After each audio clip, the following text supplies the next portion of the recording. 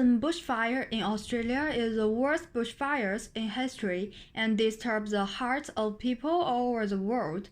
The burning area is about 66,000 square miles, and about billions of animals died in the fire. Long-term combustion has led to a sharp increase in carbon emissions, causing indelible damage to the environment.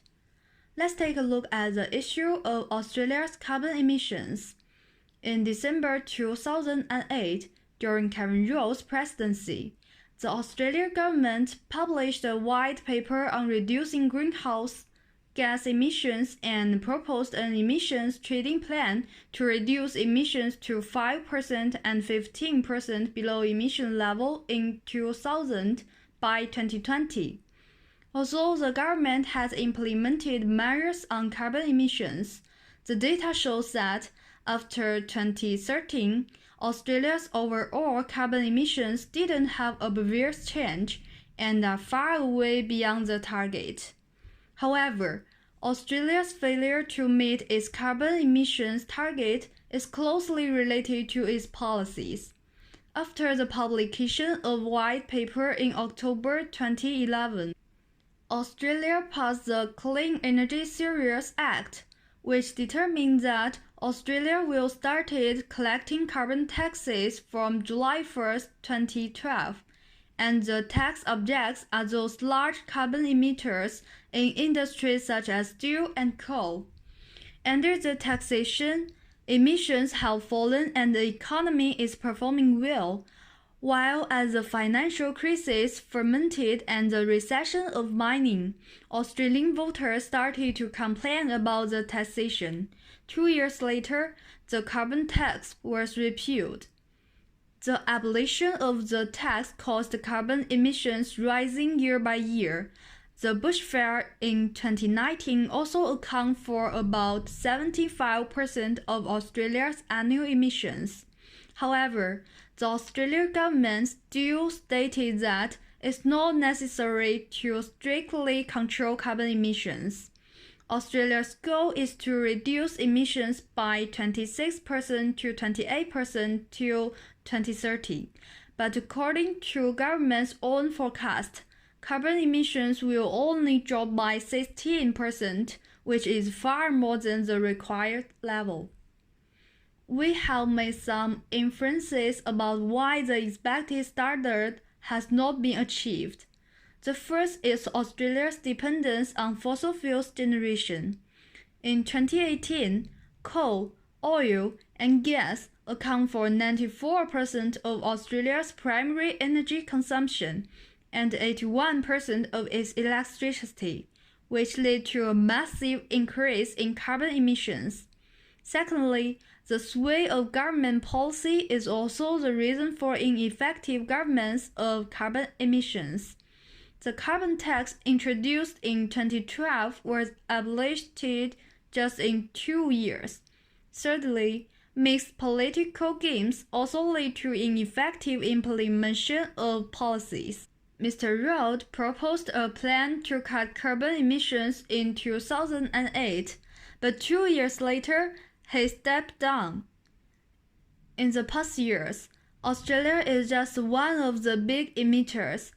There are many other countries in the world that emit far more carbon than Australia. The problem of increasing carbon emissions in global remains severe. From the economic point of view, large carbon emissions will exert large negative externalities to the globe. Now, let's look at how people think about carbon emissions in our daily life. Yeah, I do agree that there are too many carbon emissions today and the greenhouse effect is very seriously. For example, it's caused the temperature of the earth is keep rising and the sea level is rising. For example, I stay in Singapore and witnessed some very useful methods to reduce the carbon emission. For example, the development of green building, in which the building can just reuse some energy like water, electricity, and this can also reduce the carbon emission to a large extent. And another thing is that as a student, I see that many people in Singapore just use public transportation, that use the bus and the subway, not just to drive their own car. So it's also a useful way to just reduce the carbon emission. think frequently used public transportation is a good idea to reduce carbon emission. This is because the private car would burn more fossil fuels, thus releasing more carbon products. When possible, I would choose to ride my bike in order to avoid carbon emissions completely. I can reduce my home energy. Firstly, make energy efficiency a primary consideration when choosing new applicants, like furnaces, air conditioning units, dishwashers, and refrigerators. Secondly, I can turn off lights that are not using, and when you leave the room, replace light bulbs with LED ones. Carbon emissions indeed cause many externalities. The greenhouse effect has become an increasingly serious problem. The increase of carbon emissions contributes a lot to this problem. The formation mechanism of the greenhouse effect can be seen on the slide. Studies have shown that due to the increasing in global temperature caused by carbon dioxide emissions, some economic sectors that are sensitive to temperature suffered a lot. For every additional trillions of tons of carbon dioxide emissions, the global annual loss accounts for 2% of global gross domestic product. Apart from greenhouse effect, air pollution caused by carbon emissions pose a serious threat to human health. According to the Global Air Status Report based on the data of 2017, air pollution ranks 5th among human health risk factors. The number of people dying from disease due to long-term exposure to outdoor and indoor air pollution reached about 5 million a year. The pollution has shortened the average life expectancy by up to 20 months, and its impact can even catch up with smoking. In addition to directly affecting human health, carbon emissions will also lead to many extreme weather conditions. The picture above shows the extreme weather events around the world, and the scientists conducted attribution studies for that. Different symbols indicate the type of extreme weather such as heat waves, floods, or droughts. The color indicates whether these extreme weather are related to human activities. Red symbols associated with human-induced climate change. We can find that most of the extreme weather events are due to human activities. The externality of carbon emission is too serious. We must take some measures to reduce the externality of carbon emissions. We want to focus on the mechanism of reducing the negative externality of carbon emission from the perspective of carbon tax. Externalities are actually the costs of third-party costs incurred by production or consumption, which can cause market failure. They may lead to overproduction and overconsumption of goods and services. Excessive carbon emissions due a lot to the extent of externalities. An appropriate amount of carbon tax can effectively reduce carbon emissions. Some countries have introduced relevant policies. For example, Canada's British Columbia has implemented a carbon tax. China has imposed a tax on consumers. The EU has an emission trading plan, and New Delhi also has a crowded trading policy. Then let's see how the carbon tax is operating.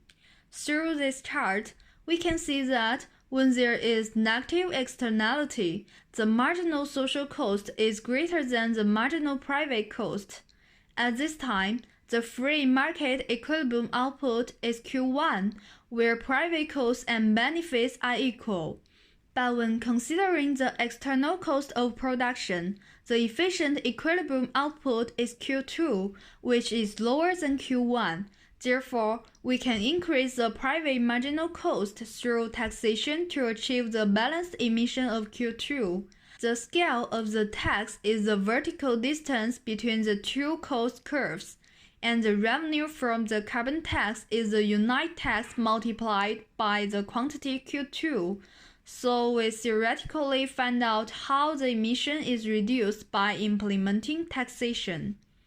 In addition to carbon taxes, it is very important to consider alternatives. We can ban things that have negative external impacts and subsidize good alternatives, such as low carbon or renewable energy.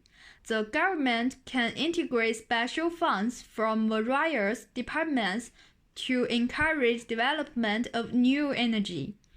Afforestation projects can also be carried out. Forests can effectively absorb carbon dioxide. People can start a low-carbon lifestyle as well. In addition, more strict regulations need to be formulated to effectively manage producers' behavior. That's all for our opinion for this topic. Thank you for listening.